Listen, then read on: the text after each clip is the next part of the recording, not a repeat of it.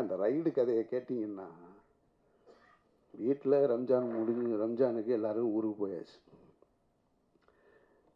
நான் இதை நீங்கள் தெரிஞ்சுக்க, இப்போ ஊடகங்கள் பத்திரிகையாளர்களுக்கு இருக்க வேண்டிய இதையும் மற்ற எல்லாரும் தெரிஞ்சுக்கணும்னு இதை சொல்கிறேன். எவர்களுக்குமே உண்மையான ரீசன் தெரியாதுங்க. அதுதான் உண்மை. நான் சொல்கிறேன், நான் இந்த வழக்கில் தொடர்புடையவனாக இருக்கிறதுனால சொல்கிறேன். அதிகாரிகளை தவிர வேறு யாருக்குமே தெரியாது. வேறு எவன் சொன்னாலும் நம்பாதீங்க. இதுதான் நிஜம். நான் சொல்கிறது உண்மை. இதை கன்ஃபெஷனாக வச்சுக்கோங்க. ஏன்னா எனக்கு முதல் சம்மன் வந்தது பாருங்கள், அதுவே யாருக்கும் தெரியாது. அது ஒரு வக்கீல் வெளியே போய் சொன்னதுனால தான் தெரியும். உடனே அவங்க என்ன பண்ணுறாங்கன்னா, அமீர் ரமலான் முடித்து விட்டு வருவதாக என்சிபி அதிகாரிகளிடம் சொன்னார், இந்த நேரத்தில் என்னை விசாரிக்க வேணான்னு கேட்டாருன்னு இதெல்லாம் தலைப்பு செய்தியாக ஓடுதுங்க. அப்போ இந்த மக்களுக்கு எது செய்தி? அப்போ உண்மையே செய்தியாக வராதா? நான் கேட்காத ஒன்று, 2ஆம் தேதி எனக்கு ஃபஸ்ட்டு சம்மன். அப்படி ஒன்று நான் கேட்கவே இல்லை. நான் 2ஆம் தேதி போயிட்டேன், டெல்லி போயிட்டேன். காலையில் முதல் நாளாக நாங்கள் போய் உட்காந்தோம். ஒரு 12 மணி நேரம் விசாரணை முடிச்சு வந்தாச்சு. அப்போவே எனக்கு அடுத்து சம்மனுக்கான ஒரு திட்டம் இருந்தது. அதுவும் யாருக்கும் தெரியாது. ஆனால் இவங்களுக்கு தெரியவே தெரியாது. நான் அந்த காலகட்டத்தில் தான் அவங்க கேட்ட டீட்டெயில்ஸு, டாக்குமெண்ட்ஸு இதை பூரா எடுத்து எல்லாத்தையும் கொண்டு வந்து ரெடி பண்ணி வச்சிட்ருக்கேன். வச்சுட்டு ஒரு 3:30 மணி இருக்கும், 3:30 4 மணி. 4 மணிக்கு போய் வீட்டில் நான் அவனும் தான் படுக்கிறோம். வீட்டில் யாருமே இல்லை, ஃபேமிலியெல்லாம் ஊருக்கு போயிட்டாங்க ரம்ஜான் கொண்டாடுறதுக்கு. படுத்தா 5:30 மணிக்கு நோன்புக்கான காலை உணவை சாப்பிட்டுட்டு படுத்துருக்கான். 7:30 மணிக்கு ஒரு ஃபோன் அடிக்குது. அவன் ஃபோன் பக்கத்தில் என் கூட தான் பெட்டில் படுத்துருக்கான். அடிக்குது. அப்புறம் கட் பண்ணிட்டான். திருப்பி ஒரு 1.5 மணி நேரம் கழித்து ஃபோன் அடிக்குது. பார்த்தா இவன் பக்கத்தில் இருந்தவனை காணான். நான் தூங்குறேன். திடீர்னு எழுப்புறான். நான் கொஞ்சம் லைட் இருந்தால் தூங்க மாட்டேன், அதனால் நல்லா டார்க்காக ஸ்க்ரீனை போட்டு படுத்துருப்பேன். தட்டி எழுப்புறான், சச்சான்னு. முழிச்சு பார்த்தா ஒருத்தர் துப்பாக்கியினோடு நிற்கிறாரு, முகத்துக்கு நேர. ஒன்றுமே புரியலை. கொஞ்சோன்னு லைட்டு அந்த ஜன்னல்லேருந்து லீக் ஆகுது. அதில் பார்த்தா ஒருத்தர் துப்பாக்கியோடு நிற்கிறார், 2 பேர். என்னடா அப்படின்னு தெரில, கண்ணே முழிக்க முடியலை. சரி, அதோடு சரி எந்திரிச்சு முழிச்சு பார்த்தா அப்புறமா இடி ஆஃபீஸர்ஸ் வந்திருக்காங்க. இது என்னுடைய வீட்டில். இதே ஒரு 2 மணி நேரத்துக்கு முன்னாடி என்னுடைய அலுவலகத்துக்கு வந்துட்டாங்க. அங்கே என்னோடய அசிஸ்டன்ஸு, என்னோடய ஆடிட்ரு எல்லாரையும் அவங்கள லாக் பண்ணிட்டாங்க. அப்புறம் இடி ஆஃபீஸர் வந்தாங்க. அவங்க தன்னை அறிமுகப்படுத்திக்கிட்டாங்க என்கிட்ட. நான் தான் இடி டைரக்டருன்னு. ஒரு லேடி ரொம்ப கண்ணியமாக நடந்துக்கிட்டாங்க, ரொம்ப மரியாதையாக நடந்துக்கிட்டாங்க. நான் மூத்த கழுவிட்டு வர்றேங்கன்னு மூத்த கழுவிட்டு உட்காந்து அவரோட பேசிக்கிட்டு அன்றைக்கு 12 மணி வரைக்கும் அன்றைக்கும் போச்சு. அன்றைக்கும் விசாரணை முடிச்சுட்டு நான் இங்கேருந்து மதுரை போயிட்டேன். மதுரை போய் ரமலான் ப்ரேயரை முடிச்சுட்டு அங்கேருந்து அதுக்கப்புறமா திரும்ப ஓட்டு போட போனேன். அப்போ தான் பத்திரிகையாளரை முறையாக சந்திக்கக்கூடிய சூழல் ஏற்பட்டது. அதுக்கு பின்னால் இப்போ வரைக்கும் நான் சொல்கிறேன். இதை ஏன் சொல்கிறேன்னா, இதன் பிறகும் எனக்கு ஒரு சம்மன் வந்திருக்கு. இந்த புலனாய்வு புலிகள்லாம் எங்கே போனாங்கன்னு தெரியல. நீ உண்மையிலே சோர்ஸ் உனக்கு சொல்லுதுன்னா, உனக்கு உண்மையிலே செய்தி வந்திருக்குன்னா, எனக்கு சம்மன் வந்தது ஏன் யாருக்குமே தெரியலை.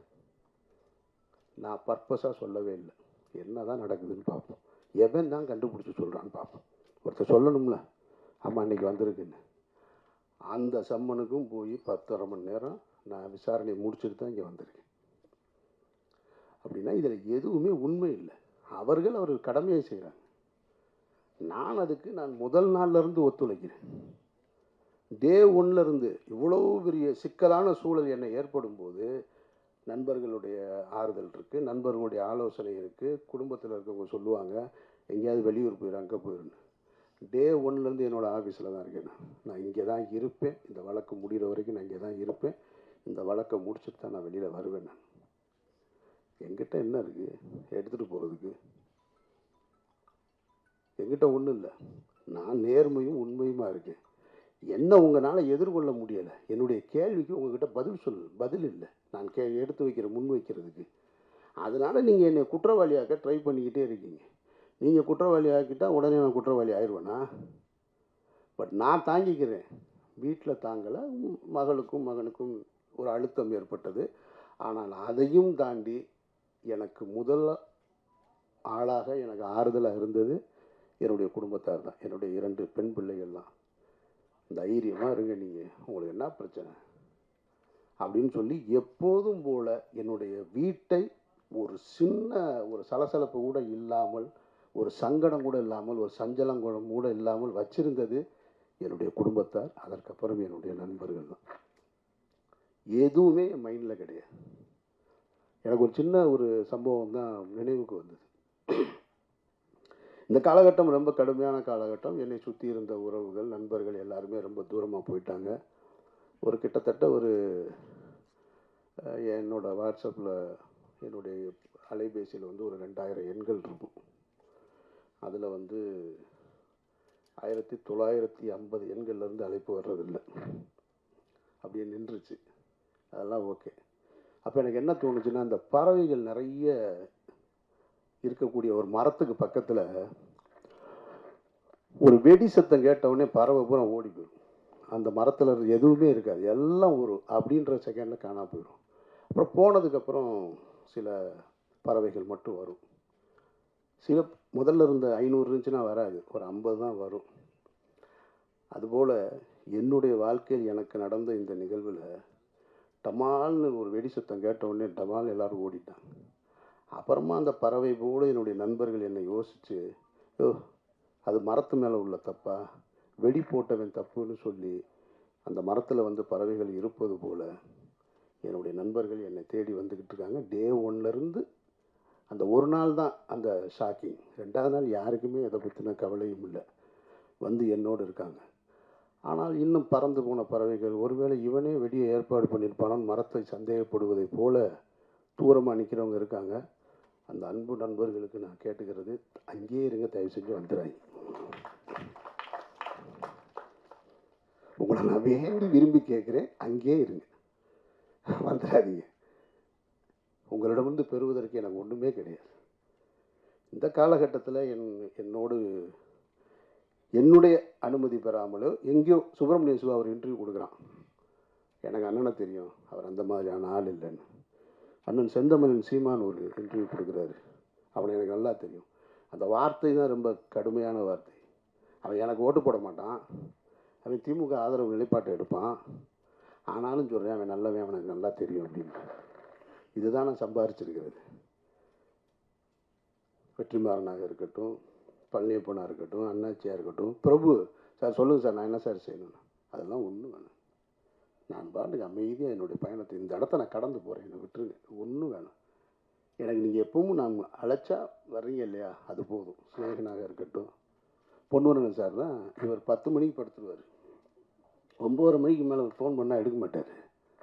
ஒரு நாள் 12 மணிக்கு கூப்பிட்றாரு, ஒரு 10 நாளைக்கு முன்னாடி. என்ன சார் 12 மணி, எனக்கு பதட்டத்தில் தான் ஃபோன் எடுத்து, ஏன்னா 12 மணிக்கு கூப்பிட்றாரு அப்படின்னு சொல்லிட்டு. நீங்கள் வந்து ₹1,00,000 கொடுத்தாலும் வரமாட்டார் 10 மணிக்கு மேலே.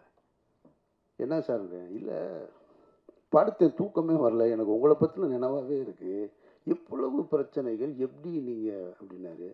சார் நீங்கள் ஏன் சார் அதை நினச்சிக்கிட்டு 12 மணி வரைக்கும் தூங்காமல் இருக்கீங்க, தூங்குங்க சார் அப்படின்னு சொல்கிறேன். சரி நீங்கள் என்ன செய்றீங்க, எங்கே இருக்கீங்கன்னாரு. நான் திருநெல்வேலிக்கு ஒரு கல்யாணத்துக்கு போயிட்டுருக்கேன் சார்னு. ஓ ஒன்றே நினச்சி நான் தூங்காமல் இருக்கேன், நீ கல்யாணத்துக்கு போயிருக்கு, வேறு என்ன சார் செய்ய சொல்கிறீங்க. ஒரு நண்பர் ரொம்ப விரும்பி கூப்பிட்றாரு, நான் பாட்டுக்கு போயிட்டு வருவோம் பெண்ணை, நான் காரில் கல்யாணத்துக்கு போயிட்டுருந்தேன். அதனால் நான் என்னுடைய வாழ்க்கையை தான் வாழ்ந்துகிட்ருக்கேன். இந்த வழக்கு அது இது இதெல்லாம் வாழ்க்கையில் இதுவும் கடந்து போகும்னு நான் ரொம்ப நினைக்கிறவன். அதனால் இது யாரையும் குற்றம் சொல்வதற்காக இல்லை, இதுவும் கடந்து போகும் தான் என்னை பொறுத்த மட்டும். எல்லாத்தையும் பார்க்கணும், நான் இதையும் பார்த்துக்கிட்டு இருக்கேன், அந்த வகையில் தான் நான் பார்த்துட்ருக்கேன். விசாரணையில் என் மீது எந்த அழுத்தமும் கிடையாது. என்னை விசாரித்த என்சிபி அதிகாரிகளாக இருக்கட்டும், இடி ஆஃபீஸர்ஸாக இருக்கட்டும், மிக கண்ணியமாக நடந்துக்கிட்டாங்க. அவர்களுக்கு என்னுடைய நன்றியை நான் தெரிவிச்சுக்கிறேன். மற்றபடி இந்த படத்தை பற்றி சொல்லணுன்னா, இன்றைக்கி காலையில் ஒரு விமர்சனம் பார்த்தேன், ஒரு முக்கியமான ஒரு யூடியூபருடைய விமர்சனம் ஒரு திரைப்படத்தை பற்றி. அதில் ஒரு வரி சொன்னார் அவர், இந்த படத்தை வந்து நாங்கள் இது பெரிய கலைநயத்தோடு இருக்கோம், இது பெரிய காவியமாக இருக்கும்னு நினச்சிலாம் நாங்கள் உள்ளே வரல, போனால் 4 இடத்துல சிரிச்சுட்டு வரலான்னு நம்பித்தான் வந்தேன், கடைசியில் அதை கூட ஏமாற்றி விட்டாங்க அவங்க அப்படின்னு ஒரு வரி, அந்த வரி எனக்கு ரொம்ப பிடிச்சிருந்தது. அதனால் இந்த படமும் பெரிய கலைநயத்தோடு இருக்கும், காவியத்தோடு இருக்கும்லாம் வர வேணாம் நீங்கள். ஆனால் 4 இடம் சிரிக்கலான்ற நம்பிக்கையோடு வாங்க. அதுக்கு இந்த படம் உத்தரவாதமாக இருக்குது. இப்பவும் இந்த மாதிரியான ஒரு சூழலில், அதுதான் ரொம்ப முக்கியமாக நான் நன்றி சொல்ல வேண்டியது இருக்குது. இந்த மாதிரியான ஒரு சூழலில் என்னோடு உறவு கொண்ட, என் மீது நம்பிக்கை வைத்து, என் மீது அன்பு கொண்ட நண்பர்கள் என் கூட நிற்கிறது போல், இவ்வளோ ஒரு சிக்கலான காலகட்டத்தில் இந்த திரைப்படத்தை வந்து திரையரங்கிற்கு கொண்டு வருவதற்காக முழு முயற்சி எடுத்த ஆதம்பாபாவிற்கு என்னுடைய நன்றி. ஏன்னா என்னுடைய மாயவளை வருமா இல்லையான்னு எனக்கே தெரியலை இன்னும். நானும் கவலைப்படல, என் டைரக்டரும் கவலைப்படல. நாங்கள் பாட்டுக்கு இருக்கோம், அது வரட்டும், வரும்போது பார்த்துக்குறோம். மாயவளை படம் பிரபு பார்த்துட்டாப்புல, பேசும்போது அது மறந்துட்டாப்புலன்னு நினைக்கிறேன் நான். ஆமாம். மற்றபடி சாந்தினி அது எப்பயுமே இப்படி தான் சிரிச்சுக்கிட்டே இருப்பாங்க. நல்ல ஒரு இன்வால்மெண்ட் உள்ள ஒரு ஆர்டிஸ்ட்டு. நல்ல இன்னும் எனக்கு ஒரு தனிப்பட்ட முறையில் ஒரு ரசிகனாக என்கிட்ட இந்த படம் எப்படி இருக்குன்னு கேட்டிங்கன்னா, அவர் தயாரிப்பாளர் கோச்சிக்க மாட்டாருன்ற நம்பிக்கையில் சொல்கிறேன். நான் ராம் திரைப்படத்தை எடுத்துகிட்டு அந்த திரைப்படத்தை அன்றைக்கி இருக்கக்கூடிய மிகப்பெரிய ஒரு விமர்சகர் வந்து ஒரு தொலைக்காட்சி, பேர் சொல்லலை, நீங்கள் யூகம் பண்ணி கண்டுபிடிச்சிருவீங்க. அவர் பண்ணுவார், ஒரு டிவியில் வந்து பண்ணிகிட்டு இருக்கும்போது ராம் திரைப்படத்தை என்கிட்ட, அதாவது படங்கள் வந்து முதல் வாரம் விமர்சனம் பண்ணால் தான் அதுக்கு பேர் விமர்சனம். என் படத்தை 5ஆவது வாரத்துக்கு விமர்சனத்துக்கு கூப்பிட்டு போகிறார். நானும் சரி அவர் மேலே இருக்கிற மரியாதையில் பெரிய பத்திரிகையாளர், பெரிய தொலைக்காட்சின்னு அவரை நம்பி போகிறேன். அவர் என்னை வந்து அவருடைய அறிவை பூரா என் மீது திணிக்கிறார், தன்னுடைய புத்திசாலித்தனத்தை எல்லாம். இந்த படத்தை நீங்கள் வந்து அது ஒரு ஆல்பர்ட் தேட்டரில் வச்சு அப்படி நான் அவர் நடந்து போயிட்டே இருக்கிறோம், அந்த மாதிரி எடுத்துகிட்டு இருக்காரு. அவர் கேட்குறாரு, நான் பதறி போய் பதில் சொல்வேன்னு அவர் நினைக்கிறாரு. இந்த படத்தில் இந்த இடத்த தப்பு பண்ணியிருக்கோம், இப்போ சரியாக பண்ணியிருக்கோம், அந்த மாதிரி எதுவும் உங்களுக்கு தோணுதான்னாரு. சார் தப்பாக தான் சார் பண்ணியிருக்கேன், இது என்ன தோணுதான்னு வேறு கேட்குறீங்கன்னு. அவர் ஒன்று இல்லை ரெக்கார்ட் ஆகிக்கிட்டு இருக்கு, நீங்கள் மாற்றி சொல்லலான்னாரு. நான் என் ரிசல்ட்டு தான் சார் சொல்கிறேன். படம் வந்து தொண்டியில் தூக்கிட்டாங்க. ராமநாதபுரத்துக்கு பக்கத்தில் இருக்க தொண்டியில் படம் 3ஆவது வாரமே எடுத்துட்டாங்க ராமு. இவர் 5ஆவது வாரம் விமர்சனம் பண்ணிகிட்டு இருக்கார். இனிமேல் நீங்கள் பண்ணுனா என்ன, பண்ணலன்னா எனக்கு என்னங்க இந்த படம்னு கேட்டேன் நான். அவர் வந்து முதல் வாரம் பண்ணின படத்தை இப்போ நான் சொல்ல முடியாது, பெரிய சர்ச்சைக்குள்ளே வந்து நிற்கும். அந்த படம் ஒரு வாரத்திலே தூக்கிட்டாங்க. அந்த படத்தை தான் முதல் வாரத்துக்கு கொண்டு வர்றாரு. அவர் ஒரு நேர்மையான விமர்சகர் அப்படின்னு அவரே சொல்லிக்கிறாங்க. அப்புறம் பருத்தி வீரனுக்கும் அதே பத்திரிகையாளர்கிட்ட தான் பருத்தி வீரனை சந்திக்கிறேன். பருத்தி வீரன்லையும் கேட்குறாரு, இந்த படம் வந்து நீங்கள் வந்து ஒரு ஆர்ட் ஃபார்மில் எடுத்து, அதாவது ஒரு ஆர்ட் பிரச்சனை என்னென்னா, என்னுடைய பெயர் பிரச்சனை உங்களுக்கு, என்னுடைய சிந்தனை பிரச்சனை உங்களுக்கு, அதுதான் பிரச்சனை. அங்கேருந்து தான் தொடங்குறாங்க. இது வந்து ஒரு ஆர்ட் ஃபார்மில் இருக்கிற மாதிரி இருக்குது, இது வந்து அப்படின்னு. சார் பக்கா கமர்ஷியல் படம் சார் இது அப்படின்னு. இல்லை அப்படி சொல்லாமா நீங்கள் அப்படின்னாரு. ஏங்க 10 பேர் சேர்ந்து கிராமத்தில்னா ஒருத்தனை தாக்கணும்னா உடனே நினச்சான்னா தாக்கிடுவான். என் படத்தில் குஸ்தி களத்தில் சண்டை நடக்குது, ஒருத்தன் டைவ் அடித்து வர்றான், ஒருத்தன் இப்படி சுற்றி வர்றான், அப்படி சுற்றி வர்றான், இது கமர்ஷியல் படம் சார்னு. அப்படி சொல்லுவீங்களா நீங்கள் என்னாரு? கமர்ஷியல் படம் எடுத்தால் கமர்ஷியல் படம் தானே சொல்ல முடியும். நானாக அதை ஆர்ட் ஃபிலிம்னு சொல்லிக்கிறதா, கிளாசிக்னு வேர்ல்டு கிளாசிக்னு சொல்லிக்கிறதா? மக்கள் சொல்லணும், நான் சொல்லி என்ன செய்ய? அதுபோல் இந்த படத்தை பார்த்து சாந்தினி காலையில் பார்த்துட்டு சூப்பராக இருக்குது, நாங்கள் அண்ணாச்சி பார்த்துட்டு நல்லா இருக்குண்ணா, நீங்கள் சொல்லி என்ன செய்ய? இந்த காசு ஏதாவது வரப்போகுதா ஆதம்பாபாவுக்கு? இவங்க 2 பேரும் சொல்லிக்கிடுவாங்களா படம் சூப்பராக இருக்குன்னு. அவரும் உடனே கேட்டுட்டு சாந்தினியே சொல்லிட்டாங்க படம் நல்லா இருக்குன்னு, ஒரு ஏரியா வேணால் வாங்கிக்கிற சொல்லுங்க, அண்ணாச்சிக்கு வேணா சிட்டியை எழுதி கூட. காசு மக்கள் பார்த்து சொல்லணும். அப்போ என் பார்வையில் உயிர் தமிழுக்கு இன்னும் சரியாக வந்திருக்கணும்னு நான் ஆசைப்பட்றேன். ஆனாலும் பழனியப்பன் சொன்னது போல் இவ்வளோ காலகட்டத்துக்கு நடுவில் அந்த படத்தை வந்து சரியாக எடுத்து கொண்டு வந்து திரைக்கு கொண்டு வந்து சேர்க்குறதே பெரிய விஷயம். இதில் பணம் வருது வரலை அதெல்லாம் இல்லை இங்கே பிரச்சனை. ஒரு வேலையை எடுத்துக்கிட்டோம், அதை செஞ்சு முடித்தோன்னு இருக்குல்ல, அதில் தான் ஒரு மனிதனுக்கு வெற்றி. அந்த அடிப்படையில் நான் இந்த படத்தில் நான் ஒத்துக்கிட்டு உள்ளே வந்து நடிக்க வந்தேன். நடிகனாக என்னுடைய பங்களிப்பை செஞ்சேன். அது நல்லா இருக்குது நல்லா இல்லை, எனக்கு பிடிச்சிருக்கு பிடிக்கல, அதெல்லாம் இல்லை, முக்கியம் இல்லை. என் வேலையை நான் சரியாக செஞ்சுருக்கேன். ஆதம் பாவா ஒரு படத்தை எடுக்கணும்னு வந்தார், உறுதியாக நின்று கடைசி வரைக்கும் அந்த படத்தை கொண்டு வந்து சேர்த்துருக்காரு. இதுவே உங்களுக்கு வெற்றி தான். பணம் அப்புறமா எப்போ வேணாலும் சம்பாரிச்சிக்கலாம். ஸோ அந்த வகையில் இது 10ஆம் தேதி இந்த படம் திரைக்கு வருது. உங்களுடைய வாழ்த்துக்களோடும் மற்றபடி ஒன்றும் இல்லை. இதில் எதுவும் என்கிட்ட எதுவும் கேட்க வேண்டியது இருக்கா சார்? முதல்ல ஒரு ஃபோட்டோ எடுத்துக்கலாம் சார், முடிச்சுட்டு அப்புறம் நீங்கள் உட்காந்து ஒரு ஃபோட்டோ எடுத்துடலாம்.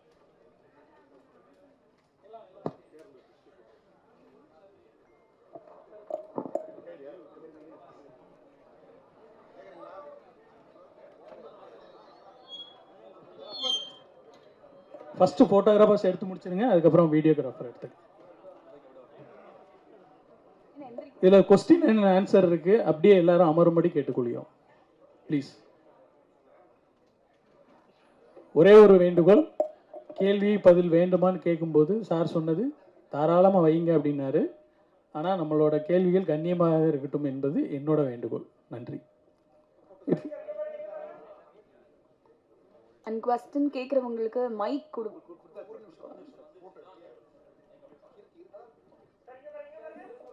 யார் கேள்வி கேட்குறீங்களோ மைக் மட்டும் கேளுங்க, கொடுக்குறேன்.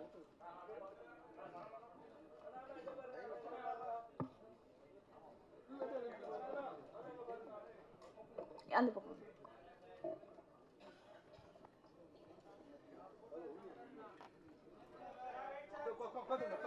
வீடியோ நீங்க உட்காந்துருங்க, வீடியோ எடுத்துருங்கண்ணா. இல்லை சார், மைக் மைக்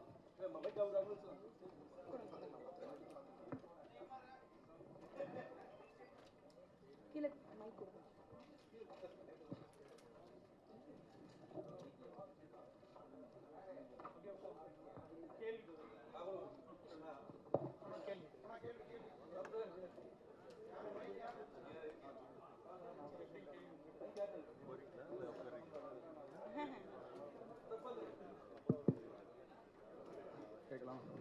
வணக்கம் அமித் சார். வணக்கம் சார். வணக்கம். வணக்கம் சார். மீனாட்சி. மீனாட்சி. வணக்கம் மீனாட்சி சார். வணக்கம். நிறைய பேருக்கு ஒரு சந்தேகம் இருக்குது. உங்கள் நண்பர் குற்றச்சாட்டில் இருக்கார், விசாரணை நடக்குது, தீர்ப்பு நீங்கள் சொன்ன மாதிரி நீதிமன்றம் தான் சொல்லணும், அதில் எந்த இதுவும் இல்லை. இவ்வளோ வருஷம் நீங்கள் நண்பராக இருக்கும்போது அவர் என்ன தொழில் பண்ணார், சட்ட விதி இல்லாமல் மறைமுகமாக என்ன தொழில் பண்ணாருன்னு அது உங்களுக்கு தெரிஞ்சிருக்க வாய்ப்பு இல்லை. ஆனால் அந்த பணம் அப்படிங்கிறது வெளியே வரும்போது உங்களுக்கு எந்த இடத்துலையுமே சந்தேகம் வரலையா? இவ்வளோ பணம் எப்படி வந்தது, அவர் பின்னணி என்ன? ஏன்னா இவ்வளவு நெருக்கமாக இருக்கும்போது எந்த இடத்துலையோ எந்த காலகட்டத்திலையும் அந்த சந்தேகம் உங்களுக்கு வரலையா? இந்த கேள்வியை லைக்காவுடைய ஓனர்கிட்ட என்னைக்காவது கேட்டிங்களா? சுபாஷ்கரன்ட்ட என்னைக்காவது கேட்டிங்களா? அவங்க ஒரு சட்ட ரீதியாக ஒரு தொழில் ஒன்று பண்ணுதாங்க லைக்கான்னு. அவருக்கு என்னென்ன பிரச்சனைலாம் யூரோப்பில் இருக்குன்னு தெரியுமா உங்களுக்கு? அப்புறம் ஒரு பெரிய கார்ப்பரேட் கம்பெனி வந்தால் கேட்க மாட்டீங்க, தனியார் வந்து என்ன மாதிரி ஆள்கிட்ட கேட்பீங்கன்னா என்னங்க?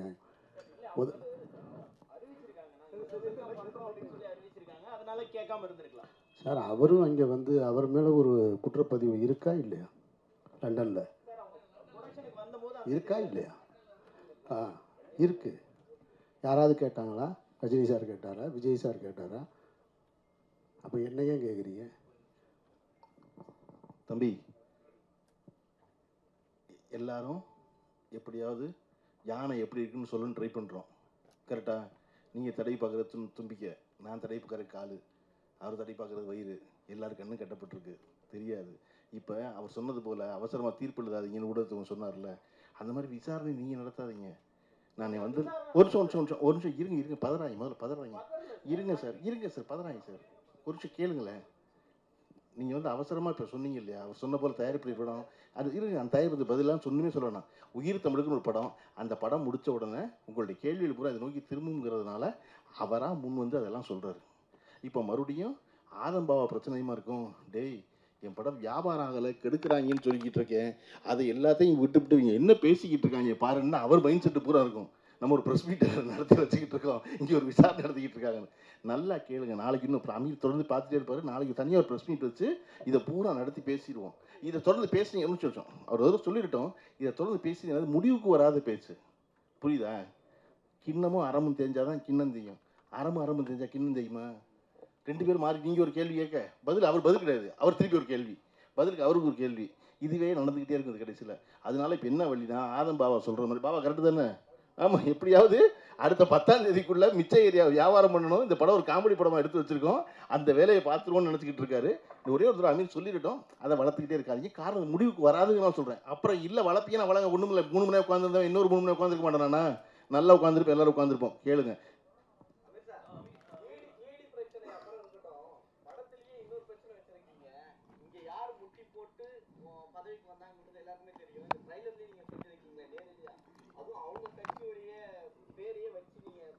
சொல்லலை, சொல்ல வச்சாங்க. அதுக்கு அவர் தான் பதில் சொல்லணும். அவர் தானே எழுத்து, தயாரிப்பு, இயக்கம்னு போட்டிருக்காரா இல்லையா? அவர்கிட்ட தான் நீங்கள் கேட்கணும். அமீர் சார்,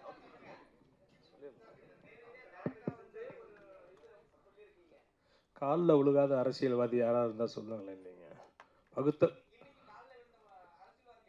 என்னைக்குமே விழுகிறாங்க. பகுத்தறிவு பேசுகிற கட்சியாக இருக்கட்டும், சுயமரியாதை கட்சியாக இருக்கட்டும், அங்கேயே தலைவர் காலில் விழுகிறத நீங்கள்லாம் பார்க்கலையா? நீங்கள் அந்த நேரத்தில் அந்த காட்சி எடுக்கும்போது அப்படி ஒரு வசனம் தோணுச்சு, அதை படத்தில் வச்சுருக்கோம். மற்றபடி எந்த விதமான உள்நோக்கமும் இல்லை. சம்மந்தப்பட்ட நீங்கள் யாரை நினைக்கிறீங்களோ அவங்க பார்த்தா கூட சிரிச்சுட்டு போயிடுவாங்க, என் மேலே கோவம் வராது. அமீர் சார் இங்க பரத் இங்க. வணக்கம் தலைவா, ஒரே ஒரு கேள்வி மட்டும்தான். முடிச்சிருங்க தம்பி, அமைதியா இருந்தா கொஞ்சம். யாராவது ஒருத்தர் ஒருத்தரா கேள்வி கேளுங்க. மைக் கொடுத்துருக்கோம், மைக் உங்க கையில வந்ததுக்கு அப்புறம் கேள்வி கேட்டா நல்லா இருக்கும். தொடர்ச்சியாக படத்துல பல தளங்கள்ல பயணப்பட்டு இருக்க அமீர் சார் கிட்ட தொடர்ச்சியா பல தளங்கள்ல பயணப்பட்டுட்டே இருக்கீங்க. ஆனா ஒரு கலைஞனுக்கு சர்ச்சையின் செல்லப்பிள்ளையா ஏதோ ஒரு பழைய படத்துல இருந்து ஒரு சர்ச்சை வருது, இல்லைன்னா புதுசா இப்போ ஒரு சர்ச்சை, நீங்களே அது கிளாரிபிகேஷன் தானே நீங்க பேச வேண்டிய கட்டாயம். இது எந்த அளவுக்கு உங்களுடைய அந்த கலை, அதை நீங்க கான்சென்ட்ரேட் பண்ணக்கூடிய விஷயங்கள்ல பாதிப்பு ஏற்படுத்துது? அது எப்படி நீங்க சமரசம் இல்லாத என்னுடைய வாழ்க்கை தான் எனக்கு இவ்வளோ பெரிய சிக்கலை கொடுக்கறதா நான் நம்புகிறேன். நான் யாரோடையும் சமரசம் செய்ய தயாராக இல்லை. அதனால் எனக்கு சிக்கல் இருக்குது, அதை நான் விரும்பி ஏற்றுக்கிறேன், அவ்வளோதானே. இதில் என்ன இருக்குது? நான் பிறருக்கு தொல்லை தரேனா பாருங்கள். என்னால் பிறருக்கு தொல்லைன்னு இது வரைக்கும் ஒரு செய்தி வந்திருக்கா? இத்தனை ஆண்டு காலம் அந்த சினிமாவில் எனக்கு தொல்லை வந்திருக்கு. அதை நான் விரும்பி ஏற்றுக்கிறேன், சந்தோஷமாக ஏற்றுக்கிறேன். இருக்கிற காலகட்டத்தை சந்தோஷமாக கடத்திட்டு போகிறேன், அவ்வளோதான். இல்லையே வழக்கு இன்னும் குற்றப்பத்திரிக்கை. நன்றி நன்றி நன்றி நன்றி. அண்ணே முடிச்சிடட்டும்ண்ணே. ஆ,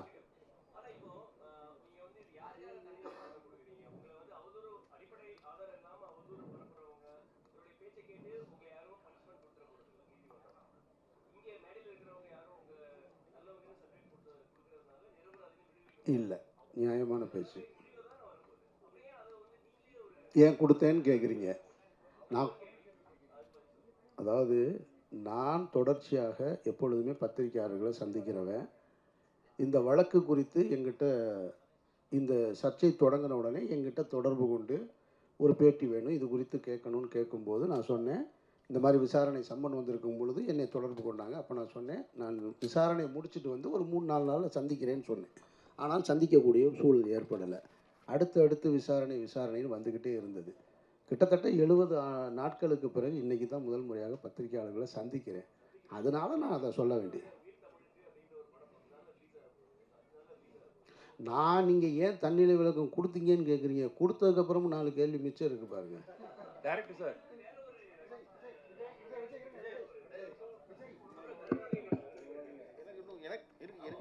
நான் சும்மா வாழ்த்த வந்தேன், வந்த இடத்துல என்னை மாப்பிள்ளை ஆக்காதீங்க. நீங்க யாரு? Director sir. ஆமா, தேசிய இருக்கு. ஓகே,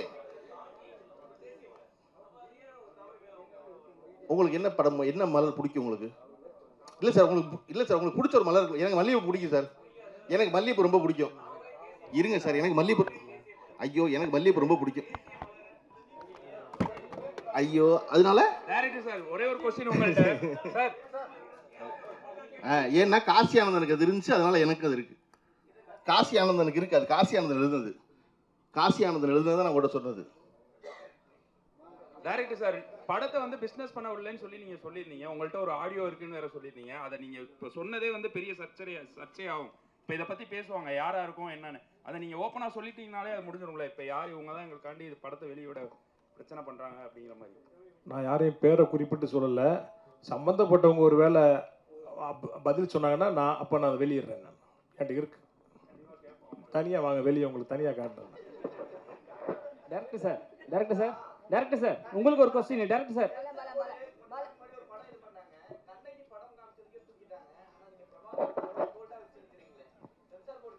இல்லை கேட்டிருக்காங்களே, ஒரு இடத்துல கட் பண்ணியிருக்காங்களே. சென்சார் போர்டு வந்து அந்த பாடல் காட்சியில் அந்த சீருடையோடு இருக்கிற மாவீரன் பிரபாகரன் அவர்களுடைய புகைப்படத்தை சென்சார் பண்ணியிருக்காங்கல்ல. இது வெளியில் இருக்குது, படத்தில் கட் பண்ணியிருக்காங்க. சார் தமிழ்நாட்டில் அத்தனை அரசியல்வாதிகள் இருக்காங்க. உங்களுக்கு தான் இங்கே அரசியல்வாதி இருக்காங்க. ஏடிஎம்கே சைடில் வந்து 2 பேர் போட்டீங்க. அண்ணா இருக்காரு, பேரறிஞர் காமராஜர் இருக்காங்க, சரிங்களா? காமராஜர்லாம் இருக்காங்க. அவர்களெலாம் விட்டு பிரபாகரன் ஃபோட்டோ போட காரணம் என்ன? ஏன்னா கட்ட விட்டு, ஏன்னா அவர் ஃபோட்டோ போட்டாவே யூடியூப்பில் மறைக்கிறாங்க, எல்லா சேனல்ஸ்லேயும் வந்து கட் பண்ணுறாங்க, எல்லா பிரச்சனையும் வருது. தெரிஞ்சு நீங்கள் போட்டிங்களா? என்ன காரணமாக இருக்கும்? அண்ணா காமராஜரை ஏன் போடலன்னா அப்போ நம்ம பிறக்கவே இல்லை. அதனால் நமக்கு தெரிஞ்ச தலைவருவங்க அதை நம்ம போட்டிருக்கோம். ஐயா பிரபாகரனை போட்டது 1000 கைகள் மறைத்து நின்றாலும் ஆதவன் மறைவதில்லைங்கிற மாதிரி அவரோட புகழை யாராலையும் எந்த காலத்துலையும் மறைக்க முடியாது. அப்படி ஒரு வேளை இப்போ ஐயா பிரபாகரனை வந்து இருக்காருங்கிறதுனால நாங்கள் போட மாட்டோம்னா பரவாயில்ல. தனித்தனியாக தானே இருக்காங்க, பக்கத்தில் இருந்தாலும் தனித்தனியாக தானே இருக்காங்க. அமீரண்ணே உங்களுக்குண்ணே. அமீரண்ணே, இது வந்து படத்தை தாண்டி தான், ஆனால் இது வந்து உங்களுக்கு கேட்ட ஒரு கொஸ்டின். உங்களுக்கு நிறைய விமர்சனம் பண்ண ஒரு விஷயம். ஒருத்தர் காலையில் இது ஆகிட்டாரு, ஆக்சிடென்ட் ஆகிடுச்சு. அதை நீங்கள் எப்படி பார்க்குறீங்க? நான் இறைவன் மிகப்பெரியவன்னு பார்க்குறேன். நான் வேற எப்படி பார்க்க முடியும்? இதில் ரொம்ப முக்கியமானது என்னன்னா, இந்த இறைவன் மிகப்பெரியவன்ற வார்த்தை வந்து ஜான் விடுங்க ஜான், ஒன்றும் அப்படி ஒன்றும் இல்லை. அவர் ஒன்றும் என்ன ஈடியில் விசாரிச்சதை கூட அவர் கேட்டுற போறாருங்க, என்சிபியில் கேட்டதை கூட அவர் கேட்டுற போறாரு. நான் முடிச்சுக்கிறேன். உங்களுக்கு ரொம்ப ஃபேவரபிளா தான் நான் பேசுறேன். எனக்கு தெரியும், நான் பேசுறது ரொம்ப கரெக்டா பேசுறேன். நான் யாரோ ஒரு நிமிஷம் என்னை பேச விடுங்க. நான் சொல்றது கேளுங்க. நீங்க என்னை கஷ்டப்படுத்துற கேள்வி கேட்டா கூட ஒரு நாளும் பத்திரிகையாளர்கிட்ட நான் கோவப்பட்டிருக்கேன்னா ஒரு நிகழ்வு காட்ட முடியும். நம்ம படத்தை பத்தி ஒன்று கேட்குறேன். இருங்க, நான் முடிச்சிடுறேன். அந்த அவர் சொன்னார் இல்லையா, நான் இறைவன் மிகப்பெரியவன் சொல்லி எனக்கு இறை நம்பிக்கை இருக்குது. நான் சொல்கிறேன், அவர் பெரியாரிஸ்ட், அவர் சொல்கிறாரு இறைவன் என்பது பொது சொல் தானே. உங்களுக்கு இறைவன், எனக்கு இறைவன், யாருக்கான கடவுள் நம்பிக்கை இருக்கவனுக்கு இறைவன் மிகப்பெரியவன். நான் ஒன்றும் அதை அரபு சொல்லவும் இல்லை.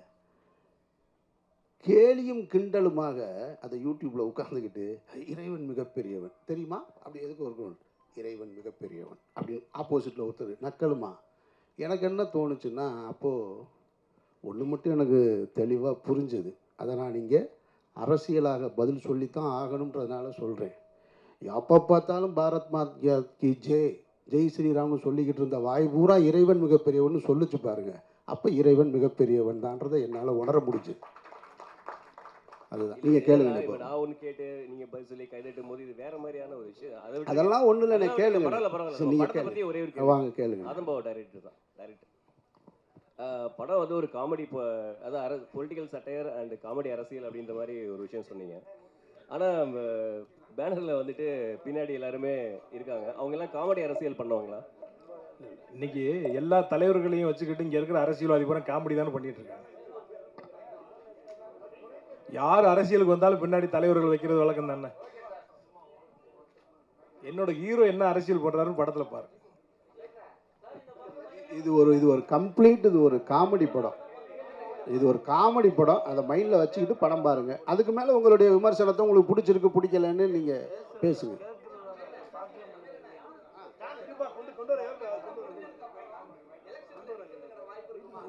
அப்படிலாம் எந்த திட்டமும் இல்லை எனக்கு.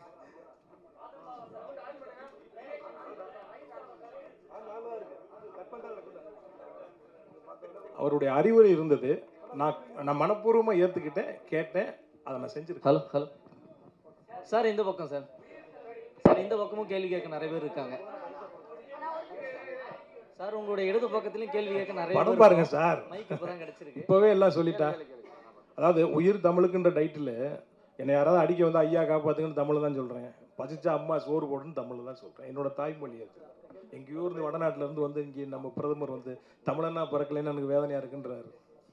நம்மளுடைய மொழி, நம்மளுடைய கவிதையும் கற்பனையும் கலையும் நம்ம தாய்மொழியில் தான் அது வரும். அதனால் டைட்டில் பாருங்கள், தமிழ், நாங்கள் தமிழோட விளையாடி இருக்கிறோம், கொஞ்சி இருக்கிறோம், கெஞ்சி இருக்கிறோம். நீங்கள் படம் பாருங்கள், உங்களுக்கு தெரியும், நீங்களும் அதை செய்வீங்க சார். இடியிலிருந்து நம்ம ஜாஃபர் சாதிக்லாம் நம்ம இப்போ படத்துக்கு வருவோம் சார். இப்போ அந்த படத்தில் வந்து இந்த டேபிள் கடியில்ன்ற வசனம் வந்து யூடியூப்பில் பார்க்கும்போது அது மியூட் பண்ணலை. ஆனால் இப்போ நீங்கள் ட்ரைலர் போட்டு காட்டும் போது அந்த வசனம் வந்து மியூட் பண்ணப்பட்டிருக்கு. ஆனால் காலில் விழாத அரசியல்வாதிகள் இல்லை அப்படிங்கிறீங்க. குறிப்பிட்டு அந்த டேபிளுங்கிற அந்த வசனம் வந்தது, ஏன் மியூட் பண்ணீங்க? சென்சாரில் அது யாரையோ மென்ஷன் பண்ணதுன்னு அவங்க நினைக்கிறாங்க, அதனால் நீக்கிட்டாங்க. சென்சார் போர்டு எதுக்கு இருக்குன்னே தெரில. நீங்கள் பாருங்களேன், வெள்ளை கொக்குகளா எங்கள் காட்டை விட்டு போங்க வெள்ளை கொக்குகளான்னு சுதந்திரத்துக்கு முன்னாடி பாடினாங்க. அன்னைக்கு சென்சார் இருந்துச்சு. இன்றைக்கி நம்ம ஹீரோ பார்த்தீங்கன்னா 40 வெள்ளைக்காரனோட பாட்டு பாடிக்கிட்டு இருக்கான், நின்று டான்ஸ் ஆடிக்கிட்டு இருக்கான். இன்றைக்கி எதுக்கு இந்த சென்சார்? அவங்களுக்கு ஒரு அஜெண்டா இருக்குது, அவங்க செய்கிறாங்க, அவ்வளோதான். யூடியூப்பில் அது இல்லாதனால அது இருக்குது. நிறைய இருக்குது, நிறைய அரசியல் இருக்குது. அரசியல் படம் அடுத்தடுத்து இந்த படம் வெற்றி அடைஞ்சால் நிறைய ஸ்ட்ராங்கான படமே எடுப்போம். அதில் பாருங்கள்.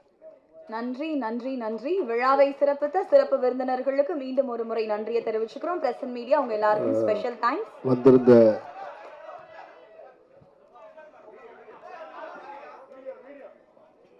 பின்னாடி வீடியோ ரெக்கார்ட் ஆயிட்டு இருக்கு, அதனால ஃப்ரண்ட் ரோல இருக்கவங்க கொஞ்சம் உட்கார்ந்துக்கோங்க. வந்திருந்த அனைத்து ஊடகத்துறை சகோதரர்களுக்கும் நண்பர்களுக்கும் எங்கள் திரைப்பட குழுவின் சார்பாக எங்களுடைய நெஞ்சார்ந்த நன்றிகளை தெரிவித்துக் கொள்கிறோம்.